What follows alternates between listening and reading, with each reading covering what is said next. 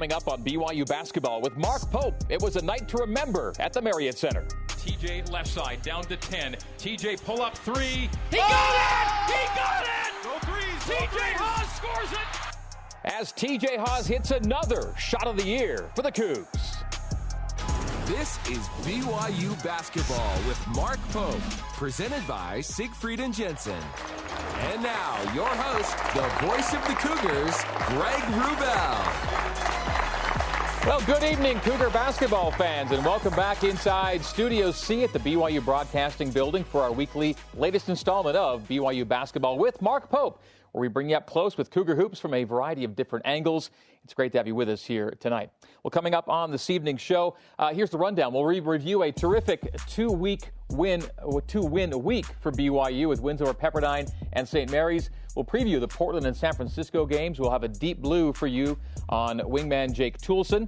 We'll be visiting with coaches Nick Robinson and Cody Feger in studio, and we'll be asking the ever-popular weekly question, what happened?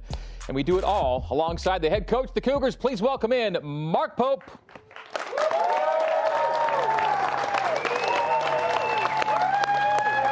What's up, guys? What is up, my friend? You all right? Good to see you. How are you, brother? Good to see you. Good to see you. I'm feeling the pressure right now because we usually don't do the walk-in, so I have like an extra 20 seconds to talk, and so I'm not going to say anything. Go. No, what a group, right? I get crushed every time I come on this show. Jerem's like, you have to talk less. I want you to talk more. I like you talking as much as you want to talk about. Is it a good group or not, this crowd here tonight? It's awesome. You guys, thank you for being here. Yeah. It's a big deal. And for all of you that came out to the St. Mary's game, thank you so much for being there because the Marriott Center was spectacular, as it is every night, but man, it had some extra juice. And I'm telling you, it makes all the difference in the world. We believe from the bottom of our heart at a culture of our program that we have to win at home. Winning at home is so important. And the fact that y'all came and were noisy and loud, and at one point I look up and one of the St. Mary's players is shooting a free throw, and behind the backboard you see this like black striped canvas going back and forth between the tunnel. It was genius. They were 5 for 9 from the free throw line in the second half. Yeah, perfect in the first half, and then in the second That's half. a win. We only won by 2 points. You guys earned us 4, so thank you. Thank you so much. Tremendous two-game set last week. We had a lot to celebrate. Big wins, a baby coming into the family.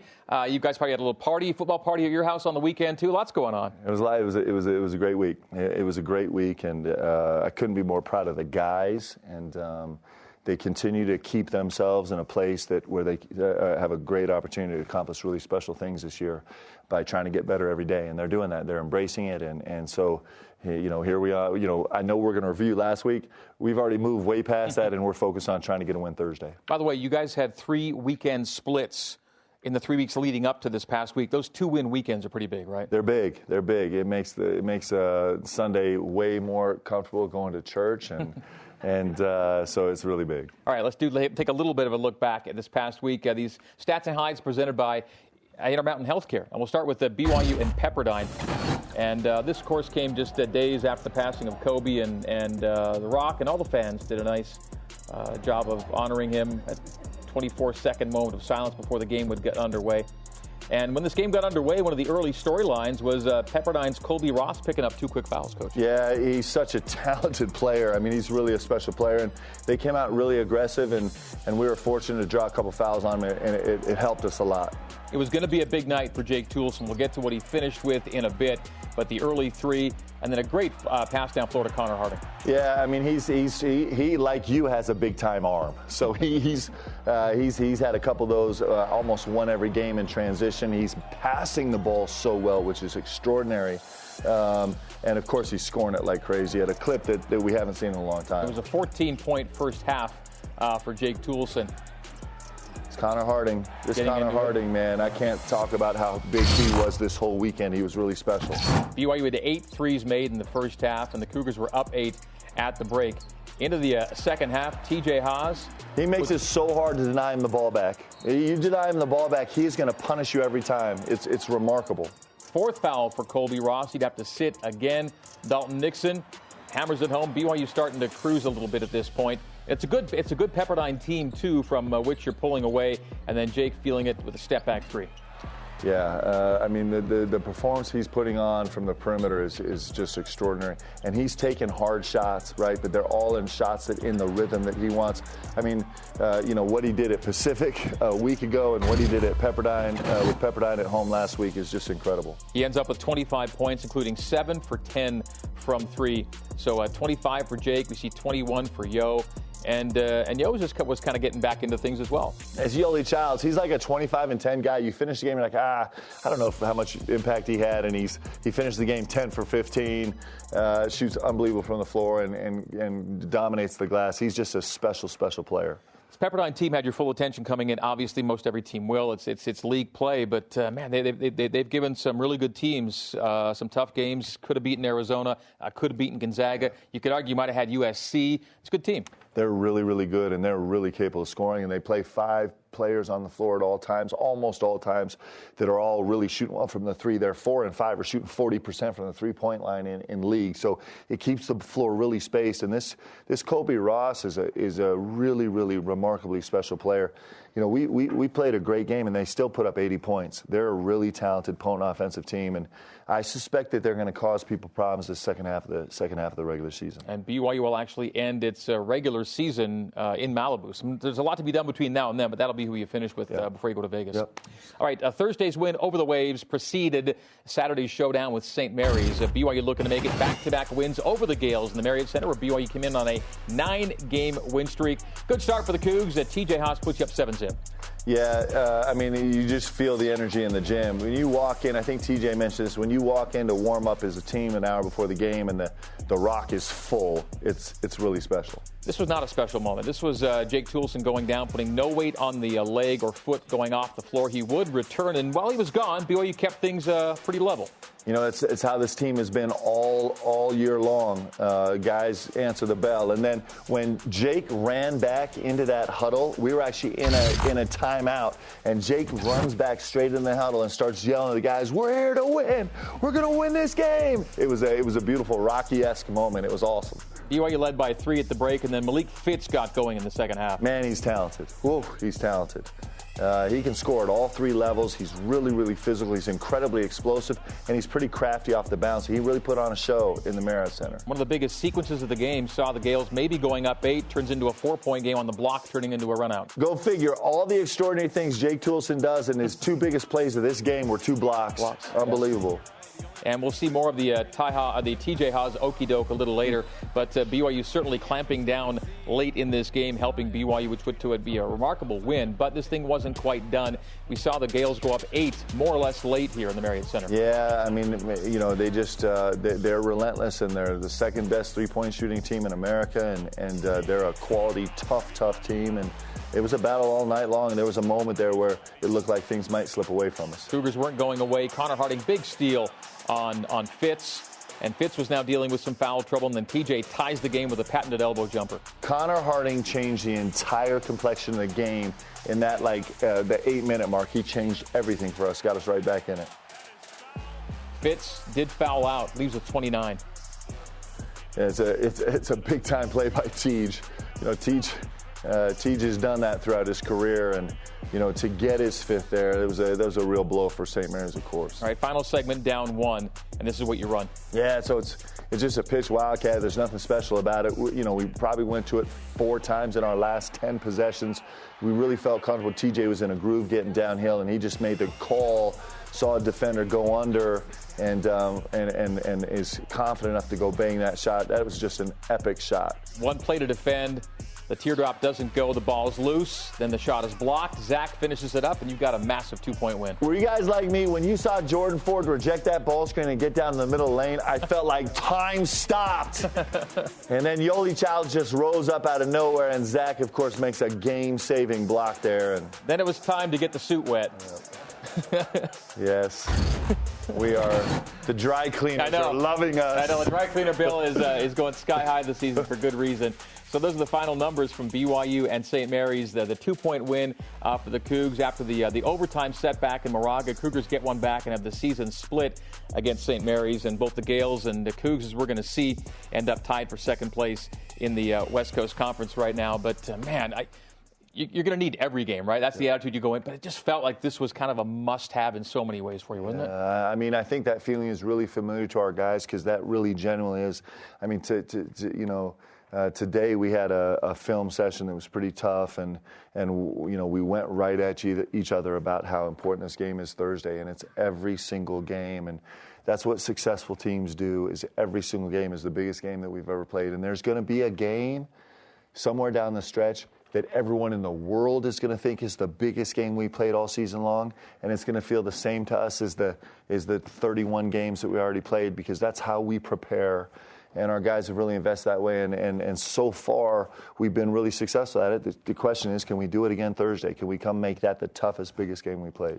Well, back to the end of St. Mary's, it was really storybook stuff. You get the senior hitting the game winner, and then you have him and his wife heading to the hospital like right after to get ready to have a baby the next day. It's unbelievable, and you think about. Think about the longest consecutive starter in the history of BYU basketball.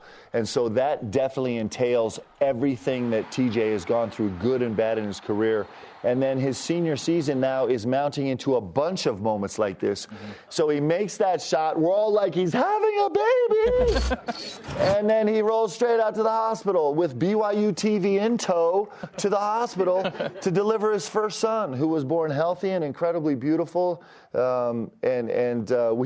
The team went, and here was the deal. TJ knows how grimy we all are, and so he was cautious about letting us walk in there and see his beautiful newborn son. But we had a bunch of guys masked up, and everybody detoxified their hands, and he gave us 3 minutes in the room just to take that picture when we were out.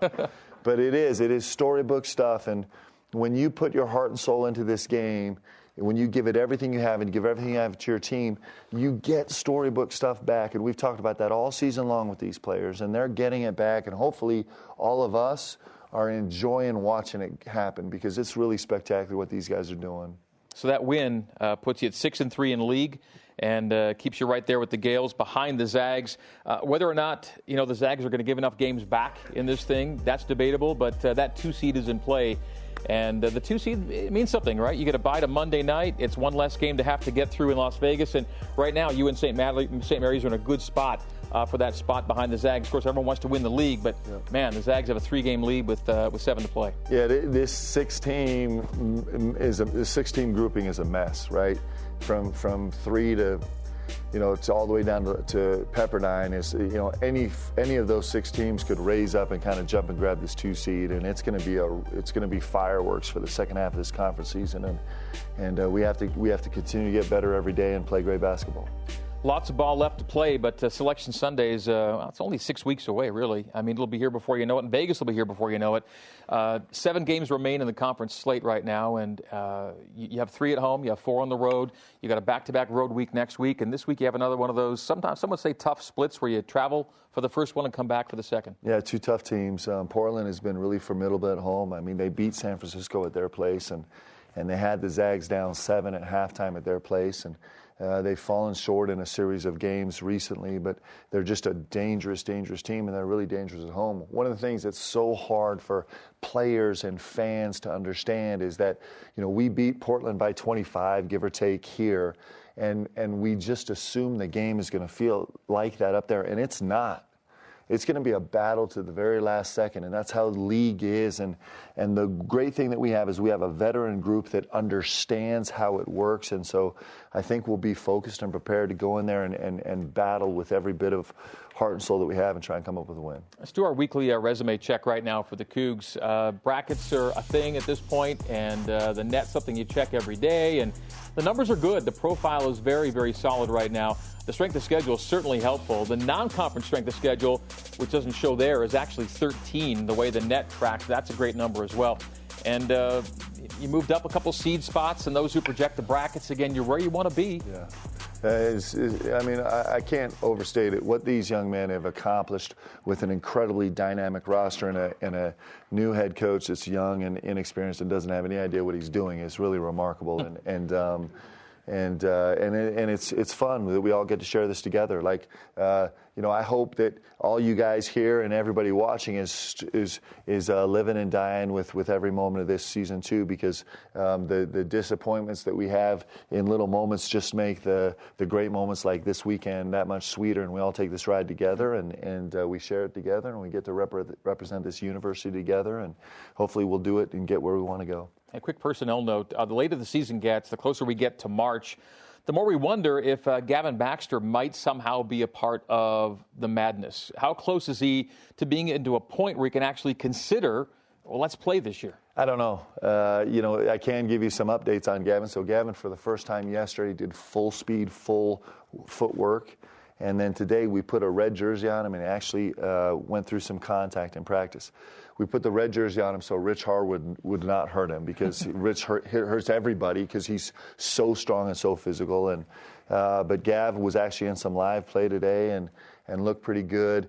This healing process is complicated because he's healed now to a point where we can start to consider him taking some soft contact, and it's just a matter of how quickly he regains complete full strength to where he can support not just his shoulder but the rest of his body after sitting for 4 months. So we got to proceed cautiously. He's such an extraordinary talent, but I think all the guys were happy to see him on the court today for limited practice. And it's more than a hypothetical, I guess, but people who say, well, man, if he played, wouldn't he lose a year? Well, technically he would, right? Even if he plays just a few games. He would. We've talked about this a lot.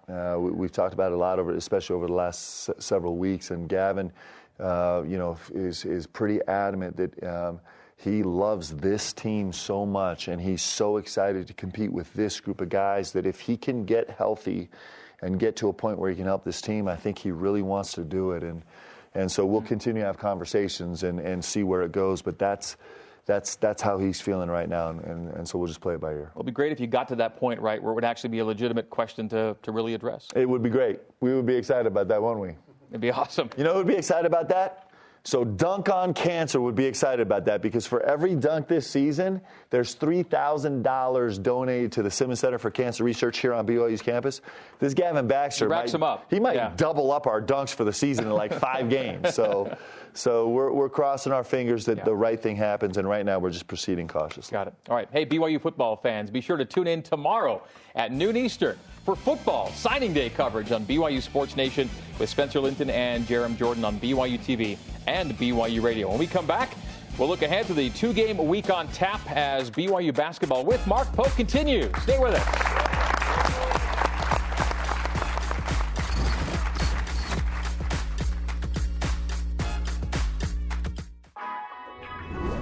BYU Basketball with Mark Pope is brought to you by Siegfried and Jensen, helping Utah families for over 25 years.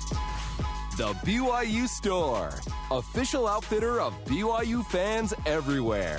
And by Intermountain Healthcare, healing for life. All right, here's the broadcast schedule for this week. It starts on Thursday with BYU at Portland at 10 Eastern, 7 Pacific on Stadium and BYU Radio.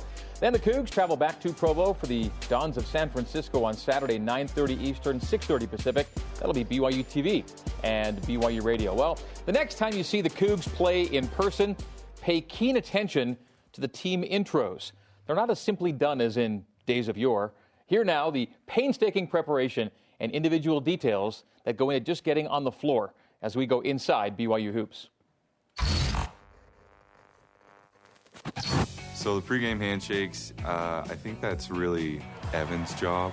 I don't know how he applied for that job or what you do to get that job. I mean, we talk about it beforehand, would this be a good idea, would this work and stuff like that. Just based on real life situations, what we think is funny or meaningful, that we keep that going. I think that Jake has the best pregame handshake. If you notice, when he gets his name called, he goes like this and bumps everybody and then gives Evan Troy a big handshake.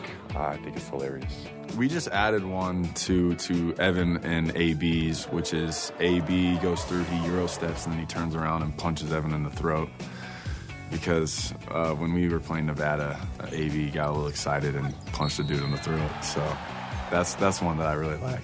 I think the best handshake right now on the team is probably TJ's and Evan's. They have a pretty funny one. Nobody understands it. We were on the road last year, and we found this Xbox game that we played for a little bit, and it's called Hello Neighbor. And so we incorporated something from the villain of that guy from that game and put it into our handshake, and we've done it ever since. How much have you or do you notice that stuff? No, I try and ignore all of that. But I'm telling you, you see these guys, and, like, that's literally what we do. Like, we're on the road, and they'll sit around and be like, okay, what are we going to do for our handshake? And the fact that Tej and Evan are playing at some game called Hello Neighbor, I mean, it's fantastic. These guys love each other, and they're fully invested in each other. And when you do that, all of us have experienced that with a close-knit team or family where all of a sudden you have all this byproduct stuff. It's pretty special. When you were back at UK, let's say, at Rupp Arena, were handshakes a big deal back then? No, but we did have our own signature kind of pregame huddle song that we did before we ran out, and it's part of being a team. Do you remember the song? Yeah, so I can do it right now. Let's do it. For Big Blue Nation, which is Kentucky. So we would get in a huddle, and we start rocking back and forth, and we'd be, tell me who's in the house tonight, UK, tell me who's in, and we'd do it, and we'd run out on the floor that way, and it was the whole deal. It was just our thing. I like it. Does it translate to BYU? If you pitch it to the guys, you think they'd buy it? No. It has to be created by the team. Like, everything great that happens in a program comes from the team, and all this stuff comes from them. It's their creation, and they own it. All right, to the week ahead for BYU Hoops. The two-game set starts in the Pacific Northwest. The Cougs will leave town tomorrow. They'll be at the Child Center in Portland on Thursday night. Cougs clashing with the Pilots, second game of the two-game set. And as you mentioned a moment ago, Coach Pope got after him pretty good at your place. It's a good team. They're really dangerous. They can really shoot the ball. At some point, they were in the top 50 three-point shooting percentage teams in the country. They're 1, 2, and 3, and 4 now, starting 24, are really, really explosive shooting from the three-point line. This little point guard of theirs, number 0. Chase Adams. He is a jet. He's hard to contain, and he makes plays for other guys. Their bigs, their starting center is, I think, now the 69th highest percentage offensive rebounding player in the country, so they hurt you on the glass, and so there's a lot of challenges we have ahead of us. They do start tall up front. They're a team that is in a bit of a rough spot right now, right? They've lost 7 in a row. In fact, you started them on the 7-game losing streak. They were playing well coming into your place. They had taken Gonzaga, had a halftime lead on them, as you said. They had just beaten USF, and they haven't won since. Yep, and they've had some injuries, some guys in and out. 20 didn't play when he was at our gym, and he's a great shooter, and he's back in the rotation now. I'm not sure if Coach's son, one who played really well, I think he had 16 against us here. I'm not sure if he's back. He hurt himself. He got hurt. He missed the last 3 games week. Malcolm has, So, I only know numbers. I don't know anybody's names. And 20's Ferentsen, Tequila Ferentsen. Very good. It's a challenge. Every single game is a challenge, and certainly it is going to be there. I was hearing as assistant coach when we went up to Portland, and Bobby Sharp just lost his mind and made the most incredibly difficult shots in his entire career. I think he quadrupled his all-time scoring average and never did it before and never did it in the year and a half following. And so those kind of things you have to go steeled for and prepared for to have answers for things when they go crazy. In the future, if you're going to mention his name, just warn me ahead of time. It's traumatic, It hurts when you say that, yeah. But that's what makes league play great, is that every single night, I was just reading, who was it that Baylor, their one loss is to the worst team in the Pac-12, to the last place team in the Pac-12, Washington. That's Baylor's only loss this year. And so the longer you've been around this game, the more you understand that every single game is just so challenging, and good teams face it that way. Okay, Portland Thursday. You head home immediately after the game Thursday night and get set for San Francisco. And this scout is still pretty fresh, it feels to me. I mean, you just played him a short time ago. Yeah, we're not going to have to do a lot of refreshing because we did a lot of pregame scouting and we did a lot of postgame wrap-up, with what happened there. And this is a really, really talented team, and they're postured themselves. They're in a good position to try and compete, to be at the top of this league right now. And they put a number on us in the last 15 minutes of this game that we have to, a riddle we have to figure out. And they almost beat Gonzaga on the weekend. They're really good. Had a lead in the final minute. It's a tough gym to play in, and the Zags were without Tillian Killy, he's a key player for them. But this San Francisco team is clearly really dangerous. They beat us, right? They beat us 3 times in a row. And so we got our work cut out for us this weekend. So it's first things first, and that's Portland. But when you get to a team that has beaten you 3 times in a row on the weekend, is that something that resonates with the guys? I'm sure it will. We always do the same thing. We always do Sunday night a little bit of conversation with the staff about both teams we play that week. Monday morning, a staff meeting in person about both teams. And then Monday before practice, we shut it down and we're 100% Portland. So I don't really know that. I'm not thinking that much about San Francisco. That'll happen immediately after we finish the game Thursday night, and we'll start hitting San Francisco really hard. Whether or not the Dons end up being the 4th best team in this league, they are part of that mishmash right now. The top 3 are getting a lot of national respect right now. People are looking at the WCC and have for a few weeks now as a 3-bid league. What does that matter, and what does it mean to you to have that national platform right now? Well, it's really important. I think it's important for our league because our league is a really good league. We have 5 teams in the top 100 right now, and that's a competitive league. And our overall league record wins and losses is pretty remarkable from the non-conference. And we had a remarkable non-conference run, and I think we were 5th or 6th place in terms of wins and losses in our league to start the season. So all of it matters. The pendulum is swung really, really far. Joe Lunardi came and met with all the WCC coaches this spring, just after I'd taken the job. And in the last 2 years, there have only been 2 teams not in the top 8 ranked teams, conference in the country that had at-large bids. And so, that was the pendulum swung really, really far. Now, I think we are 8 right now, but the WCC was not included in that list. And so I'm hoping some more really, really solid winning teams from non-Power 5 conferences get a swing at being selected in the NCAA tournament, because those teams win. Winning teams win. It's what they do. And so I'm a huge advocate for these teams in the WCC to have a chance. It's been a good year for the league, no doubt. Programming note, folks. 2nd-ranked BYU men's volleyball hosting 7th-ranked UCLA. That'll be Thursday night at 9 Eastern on BYUtv. Then Saturday, it'll be 8th-ranked Pepperdine. That'll be a 7 Eastern game, 4 o'clock Pacific on BYUtv. Did you know you can have your groceries waiting to be picked up, or better yet, dropped off at your front door? It's all done online at smithsfoodanddrug.com or on their app on your phone. Download the Smiths app and save time. Shop online. After the break, we go inside the numbers and bring you a brand new Deep Blue as we feature Jake Toolson. This is BYU Basketball with Mark Pope.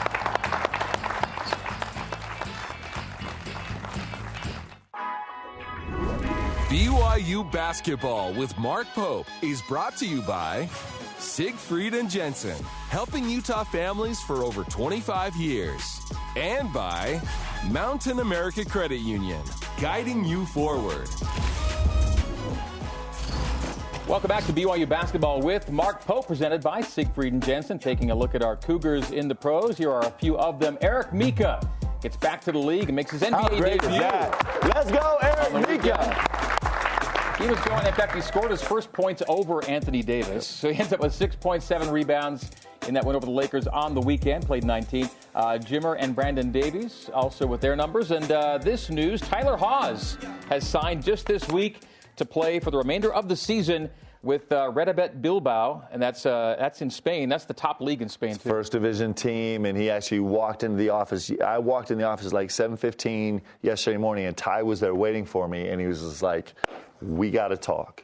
And I think he has so much basketball left in him, and I think he does. And so I'm so excited for him to go out and take on this new challenge. We saw him. He's been at the games recently. He's been in the building quite a bit. All right, time now for us to go inside the numbers, presented by Mountain America Credit Union. And tonight we look at a shooting streak, the likes of which we haven't seen in almost 30 years. Yes, BYU has shot 50% or better from the field in 7 straight games. Coach, that's the longest streak since 1991-92, when they also had a 7-game streak.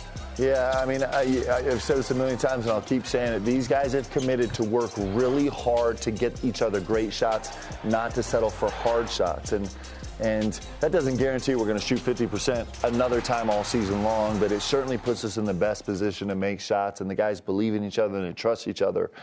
And hopefully our defense is coming along where we're going to win games even when we don't shoot it that well. But the all-time record for 50% games is nine straight games back in 1988-89. That's around the bend. All right, years ago, Coach Pope helped bring Jake Toolson to BYU. Over time, both ended up the road. Then Mark Pope helped bring Jake back to BYU to conclude his playing career. It's been quite the basketball journey for Jake, and we learn more about it tonight as we go Deep Blue.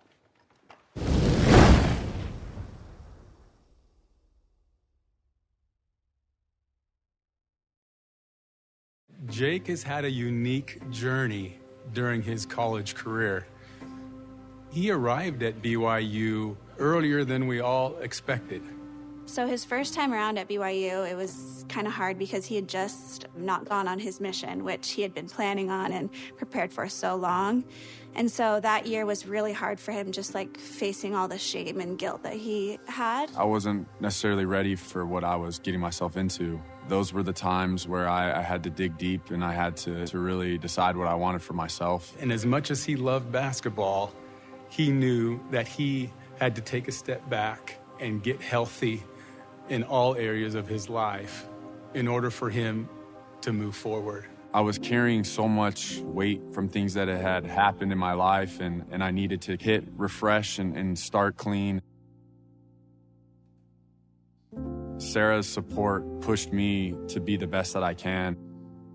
There was a time when I thought I wouldn't play basketball ever again. I didn't know, where or how or if I was good enough. She really encouraged me to follow my dream because she knew that's what I loved. There's a lot of young women at the time, in my opinion, who would have cut and run. And she has been his rock throughout this whole journey. We'll love her forever for that. A lot of times when you think too much, get in your head, it makes things harder. So I feel like in that way I've been able to support him and just help him relax and just have fun with this, because in the end, what is it if you didn't have fun, He didn't know what the future held for him. As it turned out, it wasn't here at BYU. I decided to follow Coach Pope and go to UVU, play basketball. It's been kind of a crazy journey for me, but I'm grateful for it. And under Coach Pope's leadership, Jake really found himself as a player. And ever since, he's continued to just grow and develop, not just on the court, but we're so proud of who he is as a husband and as a father. And now he's come full circle to fulfill a dream that he had as a young boy. I don't know if I've ever seen a player grow more as a human being and as a basketball player in their college career than Jake Toolson. It's been astonishing and breathtaking and moving and inspiring what he's worked to become. Toolson up for three. 14 now for Jake. He's hitting 44%. He's become a great All-American basketball player. And what he's accomplished on the court pales in comparison to the human being that he's grown into. It's been really special to be with him. Looking back now, I'm grateful for those experiences because they helped shape me into the person that I am and taught me a lot about life. When you're faced with adversity, you have a choice. You could give into it and you could say, poor me, why is this happening to me? Or you can step up and you can say, you know what? I never thought this was going to happen, but I'm going to make something of it. And I'm going to do the best that I can, and I'm going to put my faith in Heavenly Father, and He's going to direct me, and that's what I've tried to do. As Jake's college career comes to an end, it's been a time of reflection for me of the journey. It's a great testament to faith and diligence and commitment, and those are the attributes that he's portrayed. Jake is one of those guys that he's not just a talker, he's going to put the work in. When he gets a look in his eye, he's going to make every shot, make every play. He's able to score at all 3 levels. He's one of the most efficient offensive players in all of college basketball. And defensively, he rarely shows up on our radar for defensive issues. He's become a great defensive ball screen. He's great in transition defense. He's rebounding the ball better and better every single day. He is an All-American, and it's not easy to get there, and to do it, you have to be a big-time player. He doesn't do anything halfway, like he goes all in or not at all. Jake's one of those guys that off the floor, easygoing, loves talking about the NBA, loves talking about his kids, really cares, wants to get to know you. He's a guy that his back's hurting him and he's going to go help his neighbor move. He's just an unbelievable kid that way. Regardless of how the rest of the season goes, and regardless of if he has a career after college, it doesn't matter, because he has become a wonderful husband, a wonderful father, wonderful friend.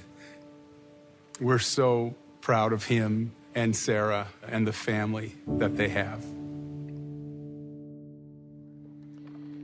He's somebody you've been with for a while, hasn't he? Well, I'm going to tell you, so you watch that, it's true.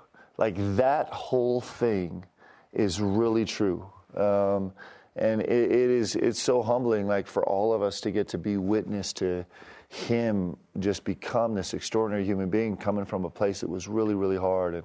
And now he's out there doing things in the locker room and in his personal life and on the court that we all just think it's astonishing. It's unbelievable. I mean, it's the best. It is the best possible thing you can have in sport.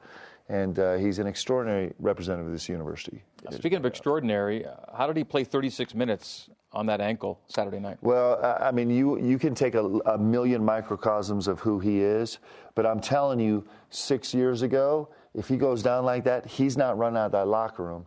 And if he runs out of that locker room, the most important thing to him is not...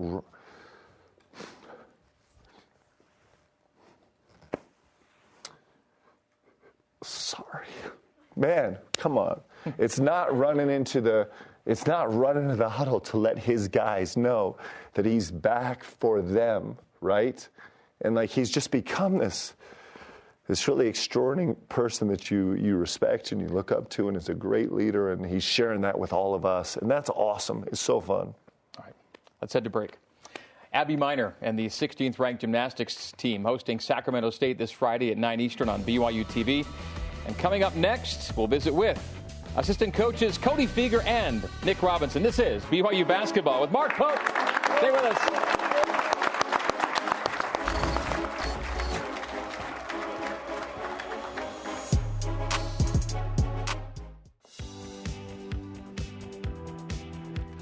Coach Pope does a heck of a job with the Cougs, but he does not do it alone. We've already visited with Chris Burgess on the show, and tonight we meet the other 2 full-time assistant coaches. Please welcome Cody Feger and Nick Robinson.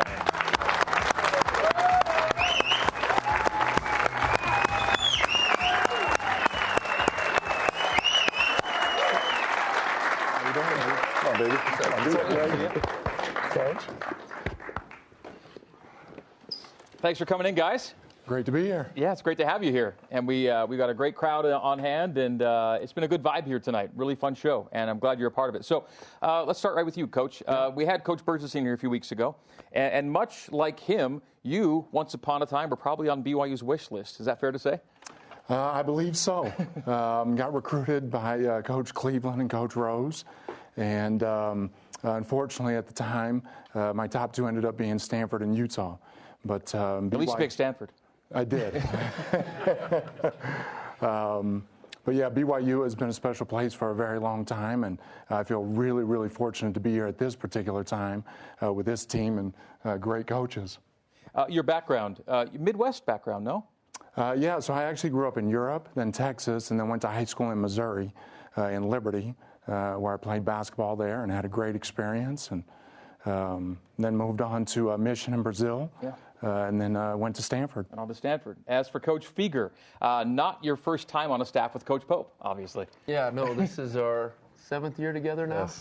Yes. 7th year together. And I first got to know you when you got to BYU for your first stint a few years ago. You came as the ops guy. Yeah, came as the ops guy. I was here for 2 great years, 2 NCAA tournament teams, and now I'm back. What did you see, Coach Pope, during those years that Cody was with us as the operations director that said he'd make a heck of a coach and I want him? Yeah, the question is what didn't I see? So, and this is really true. So I'm not very smart, but I am smart enough to know who is going to make me look really good. And we've had a lot of success over the last 7 years, and it's, you know, the day is going to come soon when Cody's going to go take a head job, and I'm dreading that day because he has made me look great. I'm not going to look as good when he's gone. He's a special coach, and I knew it from having a chance to work with him at BYU. And I told Cody this, you know, I don't know if I take that Utah Valley job unless I can convince him to go with me, because I know how good he is, and our players know how good he is, and our staff knows how good he is. He's an extraordinary coach. So we're all a few days after the St. Mary's game-winning shot from TJ Haas. Now, TJ is going to see that shot a lot over the years to come, like you might see the Houston shot too. And sometimes you get known for shots, and you got known for a shot. Do you get tired of seeing that shot from so many years ago that you made for Stanford? Not really. It gives me goosebumps every time, and I'm still glad that it goes in every time. It was an amazing year for you guys. You ended up being the #1 team in the country that year. We right? did. Yeah, we finished the year at #1. We had a 30-game winning streak. Lost to the University of Washington, beat them about a week and a half later. But it was an amazing run. It was a special team. And it reminds me a lot, actually, of the team that we deal with on a daily basis, where the players are doing extraordinary things on the court, but off their court, right, they're hilarious. They've got their own things going on. But we're able to be a real special part of that. Can we see the shot one more time? Is that okay if we do that? Yeah. Yes, okay. Yes, I love this. 7 seconds, here he comes. It's one-on-one with Roddick. Roddick stays. Almost stolen, they've got it. 2 seconds, Robinson at the buzzer. Yes! And I was seriously worried for you at the bottom of all this. Oh, I was worried for me too. What a scene. And I mean, there might come a point where you're like, I got to get out of this alive here. Yeah, no, my teammate Matt Loddick, he dove right on top of me. And then the sixth man, right, there was somebody's neck right here, and there was elbows and arms. And after about 5 seconds, it got really, really heavy. But we all made it out alive. So they actually cut off right before that starts. They show Tiger Woods is right in the front row at Maples Pavilion. Yeah. He's sitting right courtside. And I've watched it 100 times. I'm pretty sure Tiger is at the bottom of that pile. I'm almost positive. It's hard. There's a lot of limbs everywhere. Before we get to Coach Vieger's coaching journey, let's run down yours, where you've been, because you've been a few places before getting to BYU eventually. And you're a Stanford player. You started off as a Stanford coach, right? Yeah, I got an opportunity to be a director of operations for Trent Johnson and was an assistant coach. Then went back to Liberty, Missouri under Larry Holly, and then rejoined Coach Johnson at LSU for 3 years, which is where I met Coach Pope for the first time. And then was fortunate to be the head coach at Southern Utah for 4 years, and the past 2 years with Jim Hayford at Seattle. And Coach Vieger, even though you still look so young, somehow you've been coaching for a long, long time. Take us through your journey. Yeah, so I started at University of Utah. I know it's not up there, but started at University of Utah with Coach Majerus. I get it. Then I was at Louisiana Tech for 4 years. Worked with Karl Malone for 4 years. Those were 4 great years. Then I was at UC Riverside, Utah State with Coach Morrill, and then here with Coach Rose at BYU, and then UVU, and now I'm back. And your Utah years were spent with Coach. What were your responsibilities at Utah? So I was the head manager, then I was like the grad assistant / video coordinator. I did everything, but I spent my first 2 years was 24/7 with Coach Majerus. Where you learn a lot. Learned a lot. Yep. Yeah. And you get stories for a lifetime, right? I know you guys read a lot of those stories and those quotes, and they're all true. They're all true. Coach Pope, when you put a staff together, you had to figure out where to put everybody. And it's kind of, maybe not everyone knows the story about how you actually figured out who was going to work where in the annex. Yep. And you do it like, I guess, basketball guys do. You shoot for it. Well, it was really important to me. Is one of the 4 things that were important to me on the staff that I had to have players. I had guys that had been through these experiences and knew it. And these 3 guys are all terrific players. And so there's one office in the annex. Only one office has windows to the outside world. And so these guys are fighting for themselves. Hey, just go shoot it. And so they did. They went and shot for it. Now somehow we're missing Coach Robinson here. Yeah, because Coach Feger and Coach Burgess are really smart. And so Coach Robinson was flying in. He actually hadn't got to campus yet, and they're like, we're going to shoot for it right now. So you took what you got when you got here, basically. I did. Yeah. Yep. I'm glad I'm in the building. and these guys, they literally went 9 for 9. They both went 9 for 9, and then Coach Feger finally missed one to win it. But it's one of the great things about the staff is these guys are all really skilled and talented players and understand it from a player's perspective. Feger, still hurt to see that miss there at the very end. That's really that's tough. But I played with dress shoes and pants on, dress pants on. Nobody plays basketball like that. So, in a true environment, you're probably going to take it. No question. Yeah. Okay. All right. This team and this year. Maybe we'll get both your thoughts on what has happened through 24 games to get to 17-7. Well, I think the 24 games that really started with last summer. All the hard work that our guys have put in throughout the summer and throughout the year, going through double days. It's been amazing to see each of them grow individually, to gain their confidence individually, especially at the offensive end. Coach Pope and Coach Feger, I've learned so much as they've, helped build one of the top offensive teams in the country. And to see our guys gain some defensive confidence as well has been really good. Coach Feger. Yeah, I'd probably have to reiterate everything Coach Robinson said here. Just our guys have, since Coach Pope got here, since day one, they've been relentless on everything he's telling them to do. They've been relentless at 24/7, all day, every day, that they wanted to be in that gym. And that's why, Yoli wanted to come back, and these guys are, Jake's leadership, Alex Barcelo jumping in. I mean, all these guys have just been getting better and better and growing more and more together has been just special. Well, Cody, it's great to have you back, and Nick, it's great to have you here. Thanks for both coming in tonight. Thank you. Wait, don't cut yet. I got to do my testimonial. Do I have time, Jaron? You're going to make time. I'm going to make time. I don't have time. Oh, I got time. Hey, let me tell you this. If you've seen our players grow, what you don't see is that they are literally in these guys' offices or with them on the court on a daily basis, getting repped out in their analytical approach and their video approach and what they do. These guys recruit unbelievably well. The schemes they bring to this team, they're incredibly talented assistant coaches right now, soon to be head coaches. And so my only thought is, while they're here, enjoy them because they're making a huge difference in this program. And I'm so grateful to have them. They're extraordinary. They're both going to go crush it soon. Awesome. Thanks for that, Coach. All right. Thank you all. As we go to break, here's this week's trivia question. Who is BYU's career points leader? The answer next. Stay with us. Trivia time. BYU's career points leader is, and the reason I ask this is because he set the record, Tyler Haws, at Portland, where BYU plays here on Thursday night. All right. Every week at this point in the show, viewers everywhere begin to roll their eyes because it is time for the feature that won't go away. It is time to ask, what happened? All right. So we've gotten a pretty good sense that Gavin Baxter's a pretty intense individual, except when he's not. Gavin Baxter just in his own little world somewhere. Yeah. Okay. Gav was thinking about he's on his way. He might be on his way. Now, this is what we call the old okey doke. He's done it a million times. It's still fun to see, isn't it? And then the step through up the up fake. How's that? So here's the thing. This is called the Brandon Davies. The only person mad about that is Tyler Haws and TJ Haws.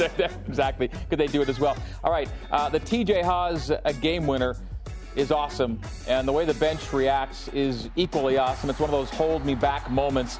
And then TJ with the legendary game face as he walks toward the rock on this one. Yeah, he called game. Then we have the hospital picture. The next day, he becomes a daddy. We're being careful, right? Yes, we are. We are being very careful. Evan is masked up. Now, when we played Moraga, this was the shirt they gave out. Yes. And Yoli had some fun kind of putting it back at him on Saturday He night. had it in the locker room. He's like, Coach, can I go wear this out for media? And sure enough, there we go. So Jake Toolson leaves the game in dire straits, but he says, no, it's just a bathroom break. He superimposes his face on the Paul Pierce wheelchair shot and says it was no big deal. Die-hard Celtics fan. Yes, indeed. Celtics all the way. All right. How about Kalani? Yeah. He already knew it was good before it was good. Yeah. He's got a good eye for this. Yeah. Coach Satake is the best, man. He is the best. I love him. And then it was a big football night. We had coaches Hadley and Guilford in the stands. Go boys. Yep. They got the pom-poms that were handed out before the game. Man, I got to get them better seats. Apparently. And then this is what goes on. Yeah, this is the thing now. The Stash Club is growing. It's because you had the stash on the last show. Now everybody's like, let's go. Then there's this dude here. It's just me taking laps. BYU was on a 10-2 run since BYU was down 8. Now they're tied up since I've been taking laps. So I'm just going to keep walking. So that guy just kept walking because BYU did well without him in the stands, and so we appreciate him giving one up for the team there. Hey, we got to find out who that is. I need to know who that is. Guy, that was Joe Wheat. Joe Wheat, 27 on Twitter. Good stuff. All right, hey, we've hit the end of the show already. Great show tonight. Nicely done. Thank you guys for being here. Seriously, thanks for supporting the boys. Appreciate it. All right, to get seats for next week's show, go to BYUCougars.com/Pope Show. And for the coaches, Robinson and Feger and Mark Pope, I'm Greg Wrubell. We'll see you next Tuesday, 8 Eastern. This has been BYU Basketball with Mark Pope. Go Cougs. Let's go.